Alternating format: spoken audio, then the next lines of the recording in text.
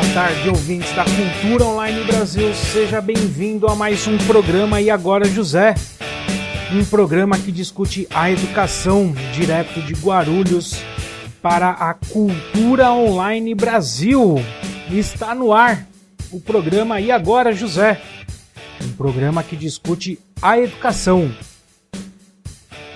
Meu nome é Ivan Cláudio Guedes e é sempre um enorme prazer poder discutir com vocês as notícias da educação. Juntamente com a Cultura Online Brasil, você acompanha aos domingos, às 18 horas, as principais notícias da educação, sempre acompanhado das nossas análises e críticas. Um programa de rádio web, sim, um programa de rádio web. Assim você pode continuar navegando enquanto nos ouve. Gostaria de agradecer profundamente aos meus amigos e colaboradores.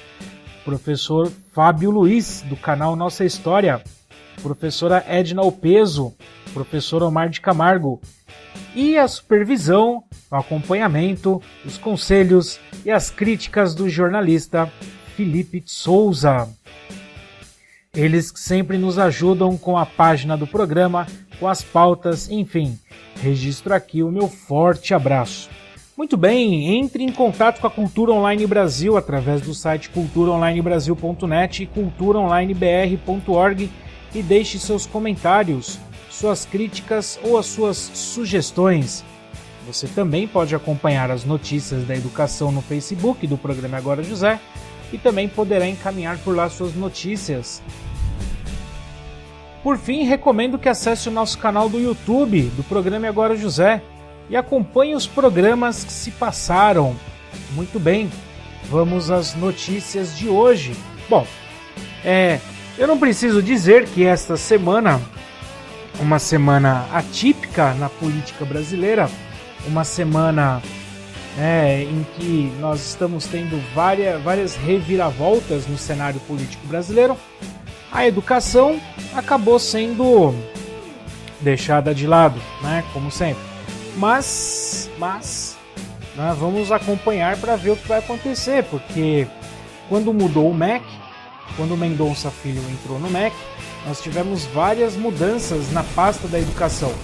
E se o Michel Temer, agora o presidente, pedir para sair ou sofrer um impedimento, provavelmente vai mudar tudo de novo no Ministério da Educação. E aí é aquela velha máxima, né? Muda o ministro, muda o entendimento das secretarias, muda o entendimento do ministro, muda toda a área da educação. E aí nós que estamos em sala de aula, né, nós que estamos aqui embaixo com os nossos alunos, a gente fica sem saber direito o que fazer, para onde ir. É muito complicado quando nós observamos isso em vários municípios, esse ano mesmo, né?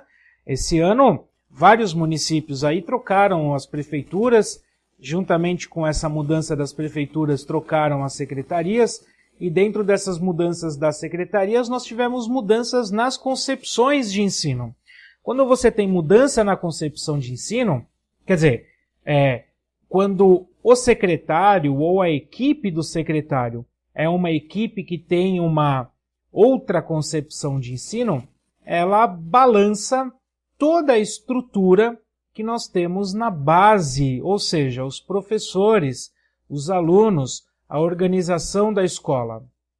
Isso nós verificamos com muita clareza, isso está acontecendo em vários municípios, inclusive aqui em Guarulhos, né? Hoje se fala em prova na educação infantil, né? Hoje se fala em elaborar provas para substituir o registro síntese dos alunos. Enfim, hoje o município de Guarulhos começa a reviver algumas bobagens da década de 70, década de 80, enfim, e que não se coloca à disposição, não se coloca de maneira aberta para discutir com os professores essas concepções de ensino. O que você tem é o corte de custos de qualquer jeito e uma mudança, nitidamente uma mudança nas relações de ensino e aprendizagem. Mas cabe a nós acompanhar este processo eu pretendo trazer aqui algumas pessoas para começar a discutir sobre essas mudanças nas concepções da Secretaria de Educação em Guarulhos. Eu só não trouxe ninguém ainda para discutir aqui por um pequeno detalhe. Os servidores estão em greve. Então, como os servidores estão em greve, eles estão mobilizados, lutando para que seus interesses sejam levados em conta frente à nova administração municipal. Muito bem. Bom, vamos começar com as discussões de hoje.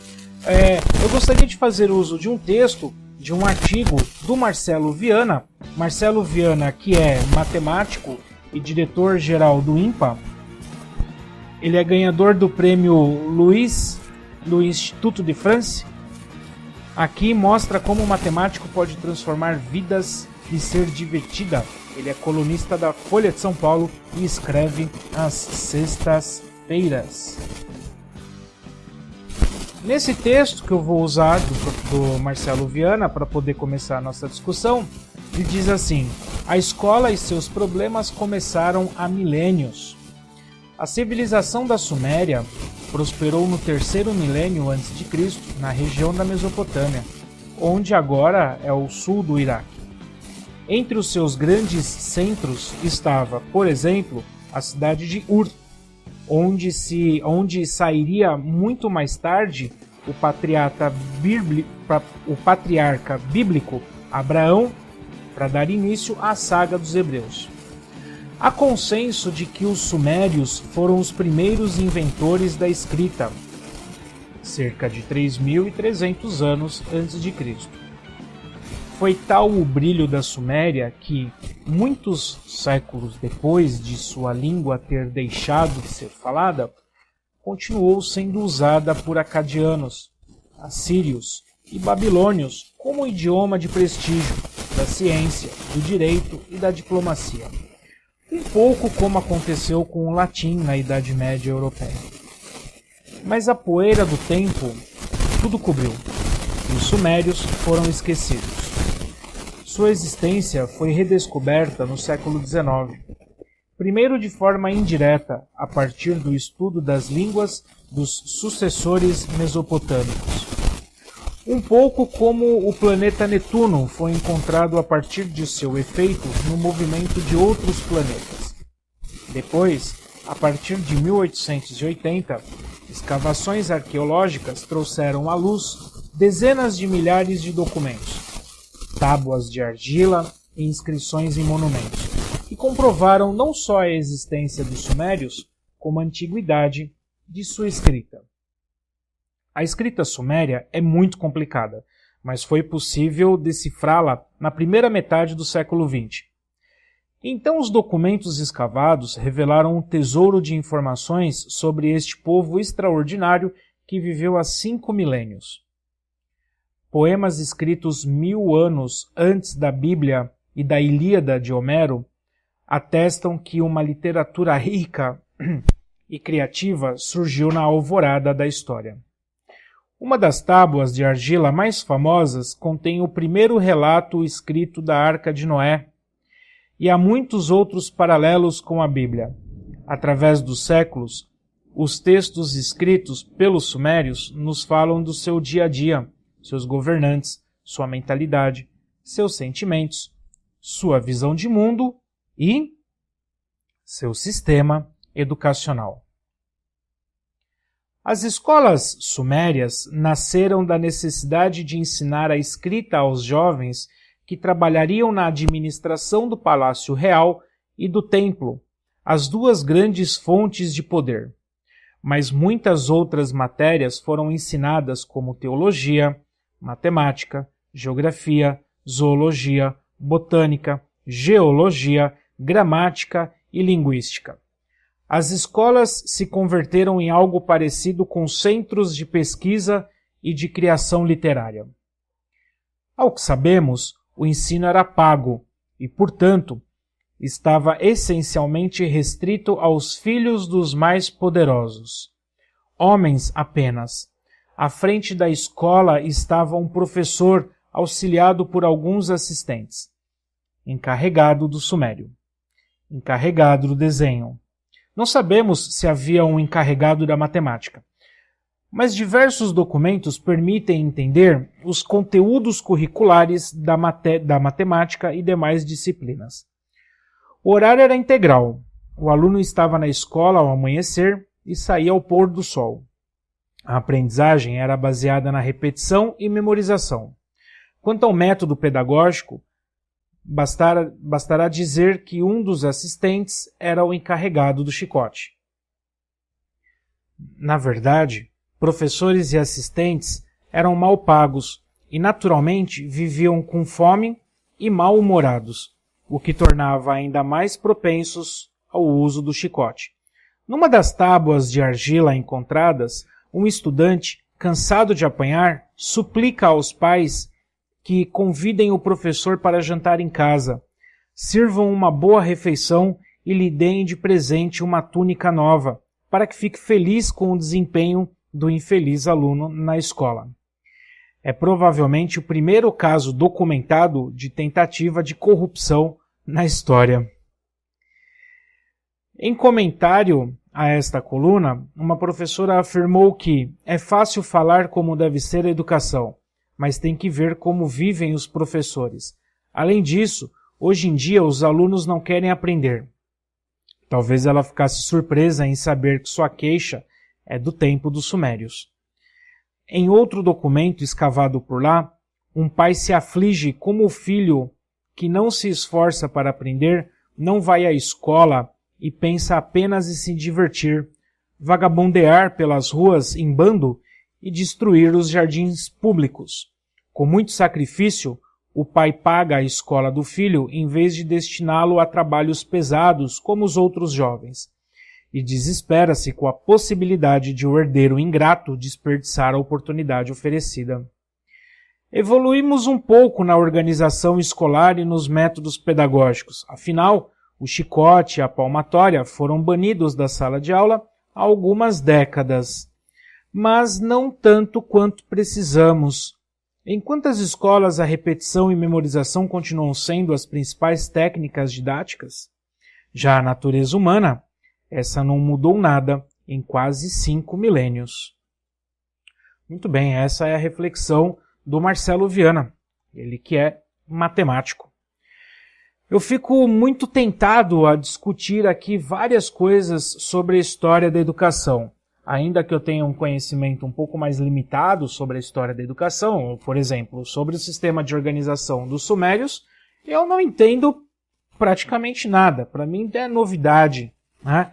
Mas é muito bacana, é muito interessante você estabelecer paralelos, comparações e diferenças entre uma sociedade que prosperou há 3.000 antes de Cristo, ou seja, basicamente há 5.000 anos atrás, né? Em que você tinha várias questões ali semelhantes ao que nós temos hoje. É interessante que as escolas sumérias, elas nasceram para ensinar a escrita aos jovens que trabalhariam na administração do Palácio Real e do Templo, que eram as duas grandes fontes de poder. Ou seja, quem precisava da escola nessa época, pelo entendimento dessa sociedade, quem precisava da escola era quem ia trabalhar na administração pública, né? Era quem ia trabalhar com as questões de poder, com as relações de poder, era quem ia trabalhar com a organização da sociedade. Então você ainda não tem essa concepção de que todos precisam da educação, de que todos precisam da escola. Aliás, essa questão, essa lebre, ela só vai ser levantada, pelo que eu conheço, né? Pode ser que em outro período histórico isso tenha acontecido e eu não saiba. Portanto, por favor, me escreva, seria muito interessante a gente debater sobre isso. Mas, até onde eu sei, quem vai levantar essa lebre é o Comênios. Né? Comênios, por volta do século XVI, XVII, na Europa, é ele que vai levantar essa lebre sobre a escola para todos. Então, até então, quem participa do processo de educação, quem tem acesso ao processo de educação, é o filho dos mais ricos, são os filhos, né, dos mais ricos, porque é aqueles que vão garantir o poder perante a sociedade. E é interessante que essa história é antiga, né? Essa história vem lá dos Sumérios, sobre a escola enquanto um espaço de aprendizagem para poucos. A outra parte importante que eu gostaria de destacar é que o ensino era pago. E mais interessante ainda, o ensino sendo pago, obviamente que vai ser para poucos, né? Restrito aos filhos dos mais poderosos, naquele contexto histórico apenas para homens, é muito interessante isso. E você tem ali os professores mal pagos. Alguém já ouviu falar sobre isso? Que o professor é mal pago e que naquela época, naturalmente, por ser mal pago, ele vivia com fome e era mal-humorado. Cara, que eu não tenho palavras para descrever isso. Há 5.000 anos você tem relatos de que o professor é mal pago e que vivia com fome e mal-humorado por ser pobre, né? Mal-humorado por estar com fome. Nossa, cara, que bacana, que show de bola. Seria muito bacana ter um livro, né, uma pesquisa mais aprofundada para tratar sobre essa questão, né, sobre essa questão histórica dos problemas do trabalho do professor. Né, essa perspectiva histórica do como o professor sempre foi utilizado como massa de manobra, sempre foi uma classe subvalorizada. Eu não conheço nenhum registro na história que diz que o professor era bem pago, era supervalorizado, né? Sinceramente, dentro da nossa grande história ocidental, eu desconheço essa questão. Então, você tem ali professores mal pagos, os seus assistentes mal pagos, com fome e mal-humorado, e o que os tornava ainda mais propenso ao uso do chicote. Você chicoteava os alunos que não queriam aprender. E aí tem no texto, né, que a gente acabou de ler, tem no texto aí escrito que numa das tábuas de argila encontradas, um estudante cansado de apanhar suplica aos pais que convidem o professor para jantar em casa, para que sirvam uma boa refeição e para que deem de presente uma túnica nova, para que ele fique feliz com o desempenho do aluno. É o que o professor Marcelo aqui coloca como provavelmente o primeiro caso documentado de tentativa de corrupção na história. Né? Muito interessante, gostei muito dessa reflexão. E uma outra questão que se coloca no texto, que eu também gostei muito, é sobre essa falta de interesse do aluno. A falta de interesse do jovem em querer aprender para trabalhar, né, querer aprender para estudar. E a preocupação do pai. Né? Com muito sacrifício, o pai paga a escola do filho em vez de destiná-lo ao trabalho pesado como os outros jovens. Ou seja, ao invés do pai colocar o seu filho para trabalhar, não, ele vai querer que o filho estude para que ele possa justamente trabalhar naquela área que está sendo destinado para quem estuda, e o filho, por sua vez, ele não quer estudar, ele quer ficar brincando. E olha que interessante, o ensino era caro, né? Isso é uma reflexão que eu estou pensando aqui. O ensino caro, destinado apenas aos poderosos, e o professor pagava mal, e o professor recebia mal. É muito interessante isso. Às vezes você pega e o pai ainda reclamava que o filho não queria estudar. E isso acontece hoje, né? Se a gente for parar para pensar, quantas vezes em escolas particulares nós temos aí o professor recebendo muito mal, que o cara é obrigado a trabalhar em 2, 3 escolas, o cara é obrigado a dar aula no ensino público, na escola privada, quer dizer, obrigado não, né? A gente fala que é uma escolha, enfim. Ninguém encostou uma arma na minha cabeça e mandou eu ser professor. Mas não importa, tá? Vamos pensar na questão da educação, de como ela deveria ser, da importância disso para o desenvolvimento da sociedade. Mas você tem o cara que segue essa carreira de professor. Para o cara ter um salário mais ou menos condizente, o cara tem que amarrar uma escola de manhã, amarrar uma escola à tarde, amarrar uma escola à noite. Isso quando não, num período ele acaba variando entre várias escolas diferentes, porque você ganha como horista, né? Você ganha como professor horista. E mesmo assim esse pai paga uma escola cara, o filho não quer estudar, e mesmo pagando uma escola cara, o professor é mal remunerado. Isso nos dias de hoje, 2017, enfim, né? Muito interessante essa questão. A outra questão interessante que está amarrado a ele é justamente a aprendizagem baseada na repetição e memorização.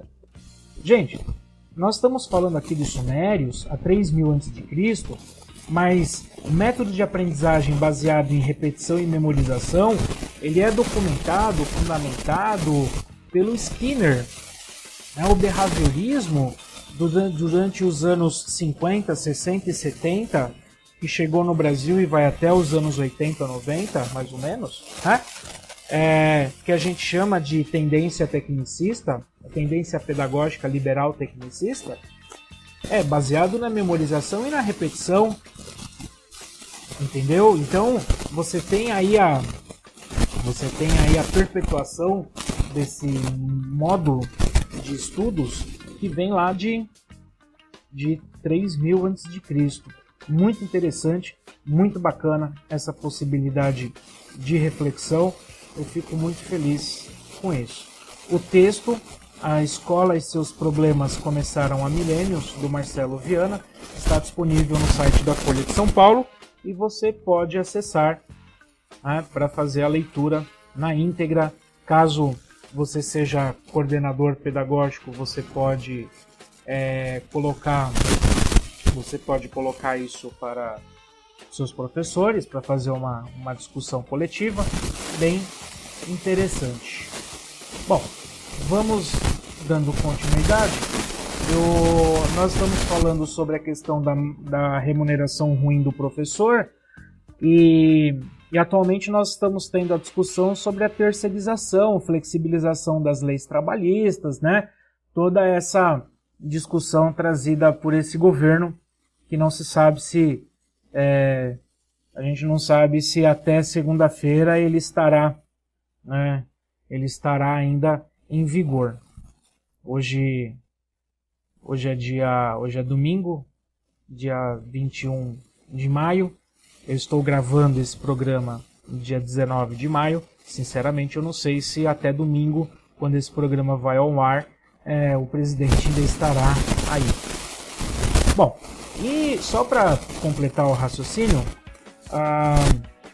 o ministro da Educação, Mendonça Filho, ele participou de uma reunião na quarta-feira, dia 17, uma audiência na Câmara dos Deputados, e afirmou que era contra a terceirização de professores e que é a favor de regime especial de aposentadoria para os docentes.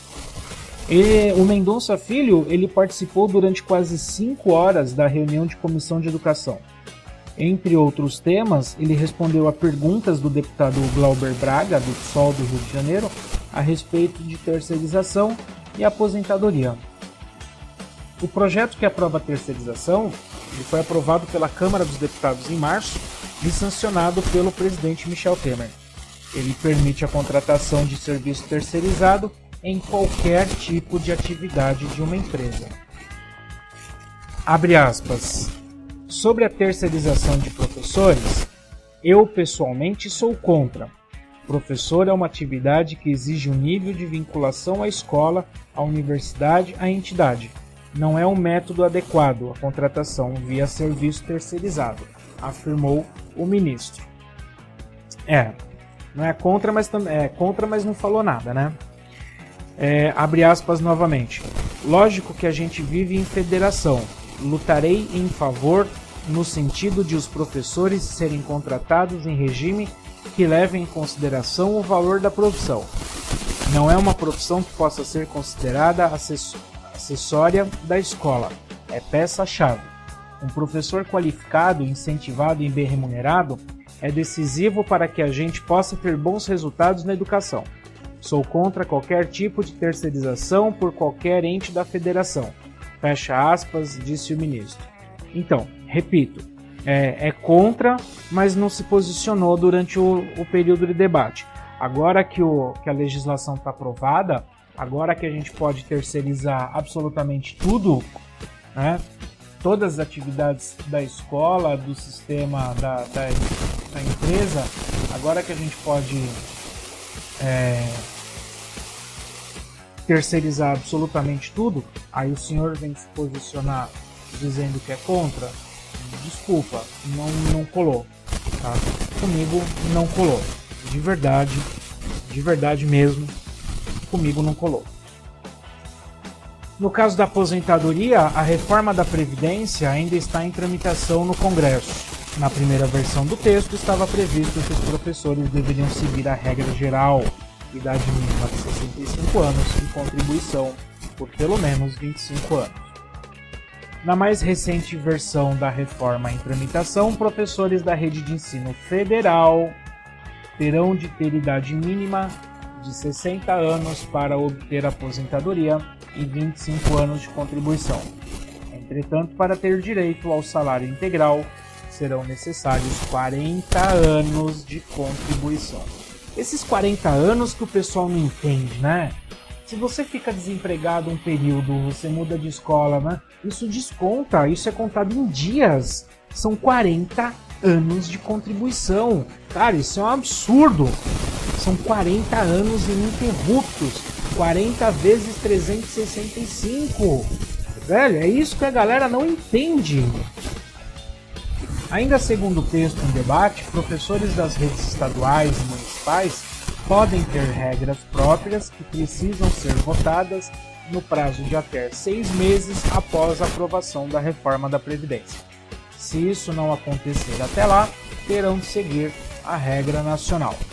Atualmente, quem leciona nos ensinos infantil, fundamental e médio pode pedir o benefício do INSS com 25 anos de contribuição e 50 de idade para mulheres, 30 anos de contribuição ou 55 anos de idade para homens. No meu caso, eu tenho 36 anos, eu comecei a trabalhar com 21, né? Falta pouco, só que não. Sem detalhar qual seria a fórmula ideal de idade mínima e tempo de contribuição, Mendonça disse apoiar o regime especial para a categoria. Sou favorável à aposentadoria especial dos professores, tendo em vista a relevância da atividade, disse o ministro da Educação. Bom, é isso. Essas são as considerações do nosso excelentíssimo senhor ministro da Educação, Mendonça Filho. Eu vou ficando por aqui. Eu espero que este programa tenha lhe trazido diversas críticas e reflexões. Às 20 horas vem aí Felipe de Souza com Noites de Domingo. Acompanhe toda a programação da Cultura Online Brasil através dos sites culturaonlinebrasil.net e culturaonlinebr.org. Desejo a todos e a todas uma excelente semana e até o próximo programa. E agora, José?